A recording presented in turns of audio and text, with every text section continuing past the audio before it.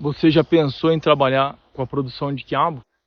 Uma cultura bem interessante, que tem um potencial de rentabilidade bem legal, desde que você produza bem e venda bem sua produção.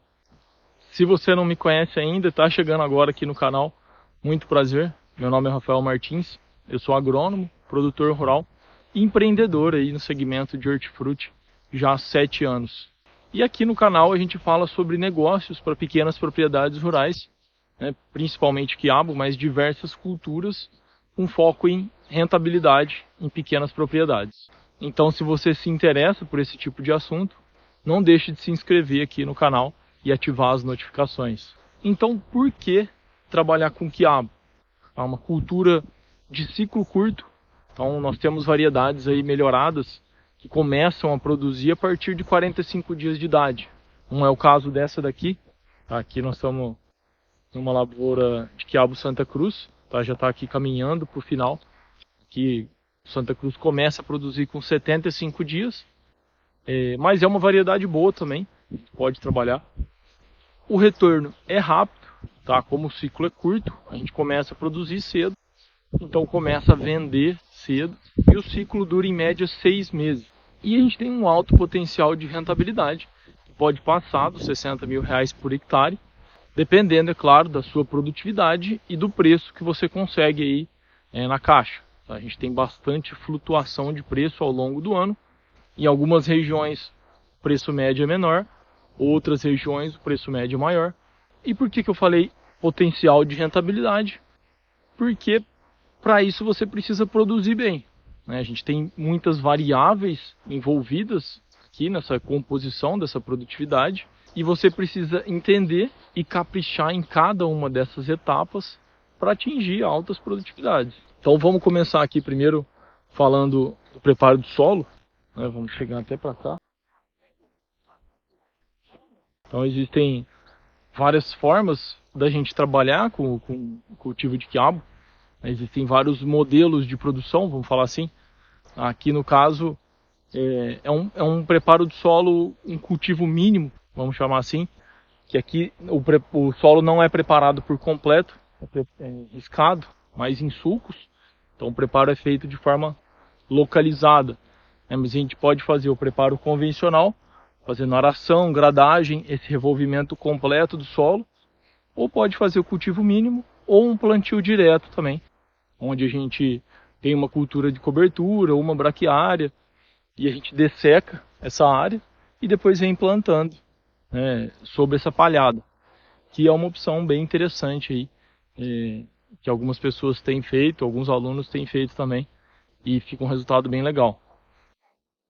Então, a primeira etapa, antes de você mexer no solo, é a gente coletar uma amostra desse solo. Então eu preciso limpar essa camada superficial, coletar uma amostra de solo, mandar essa amostra para o laboratório, vai chegar os resultados, nós vamos interpretar essa análise e aí montar as recomendações, correção do solo, enfim. E a partir dessas informações é que nós vamos montar a recomendação e o primeiro passo é corrigir o solo.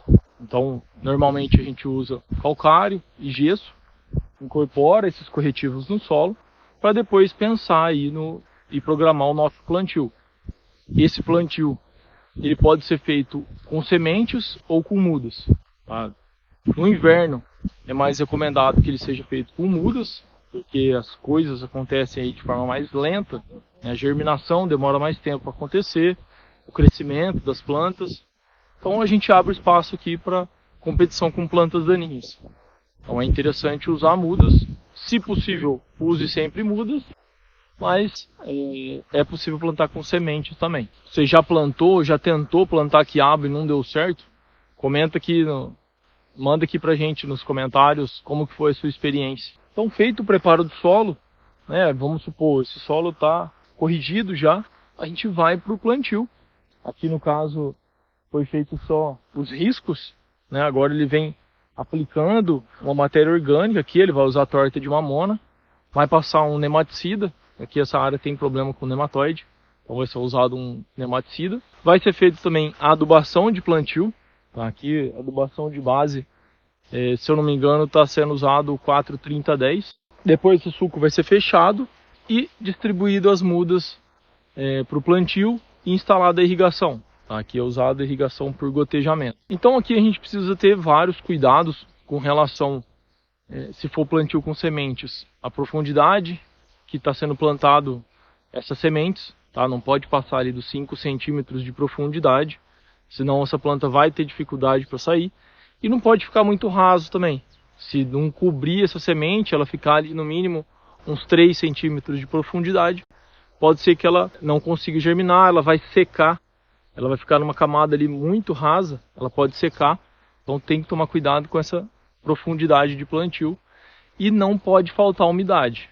Então agora nós estamos em abril, é uma época que começa a cair bastante aqui o volume de chuvas, então é necessário irrigar e manter essa umidade nessa fase inicial. É uma fase muito crítica, que faltando umidade você vai ter muitas falhas.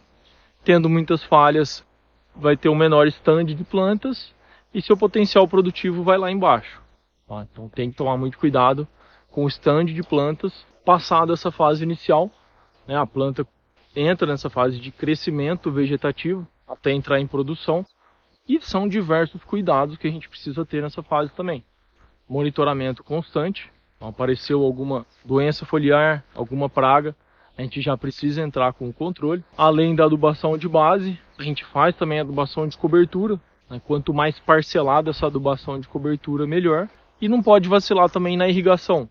A planta tem uma exigência hídrica ali diária e a gente precisa suprir e manter a umidade do solo.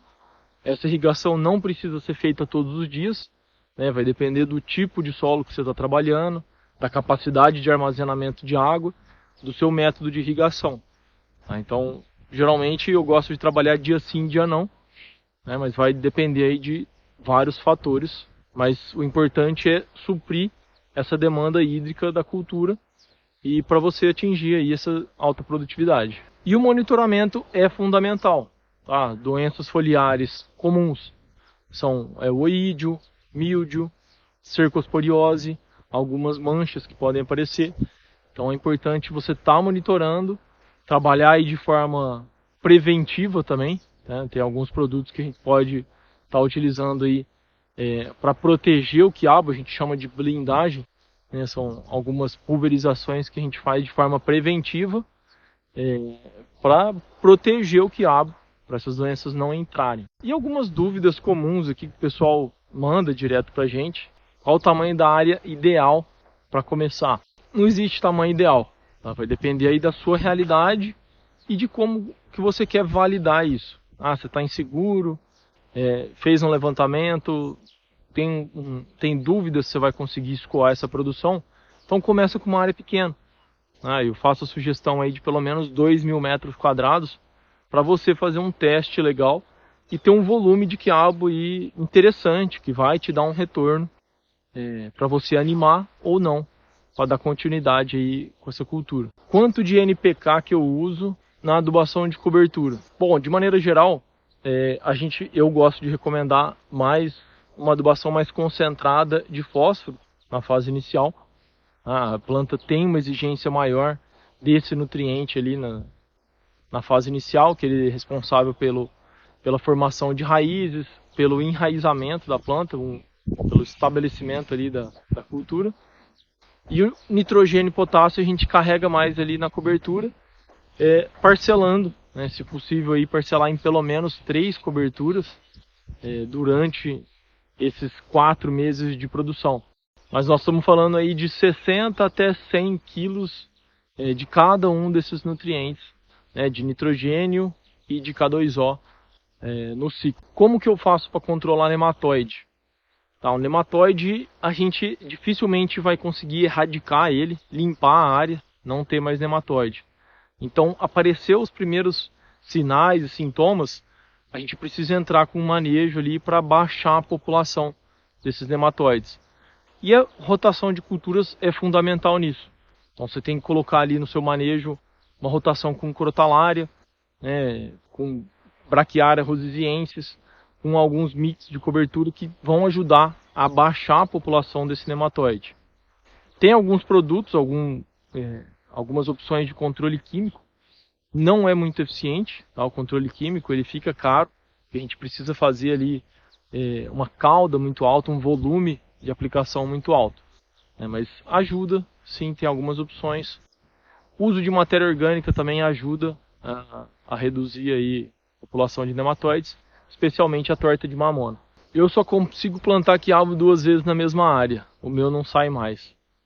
Isso é um problema muito comum, o pessoal fala que o quiabo estraga a terra, acaba com a terra, mas na verdade isso é válido para diversas culturas. É fundamental a gente fazer rotação de culturas, então não plantar quiabo em cima de quiabo. Tirou o quiabo, você precisa entrar com uma cultura de outra espécie, outra família, por conta de quebrar ciclo de pragas, principalmente pragas de solo, como os nematóides, diversas doenças de solo também, então Fusarium, Isoctônia, Pythium. Então a gente tem muitas doenças fúngicas de solo que aumentam muito o inóculo com a cultura do quiabo, então é fundamental fazer uma rotação com outras culturas para baixar essas pragas e doenças, e também questão nutricional, né? Fazer a ciclagem de nutrientes. Você plantando a mesma cultura, ela tem a mesma exigência nutricional, então pode ser que falte algum nutriente. É importante a gente estar rotacionando para dar essa ciclagem também de nutrientes. Então nós falamos aqui diversos pontos importantes, diversas dicas na cultura do quiabo, foco no plantio, mas durante o ciclo também, que eu espero ter te ajudado de alguma forma. Se você pensa em trabalhar de forma profissional com a cultura do quiabo, como um negócio, não deixe de conhecer o nosso curso completo e participar da nossa comunidade de produtores, onde o pessoal interage, tira dúvida, manda foto, vídeo. Se você gostou desse vídeo, por favor, deixe o seu like, se inscreva no canal e compartilhe aí com os amigos que vão se interessar por esse tipo de conteúdo. Valeu, um abraço, até a próxima.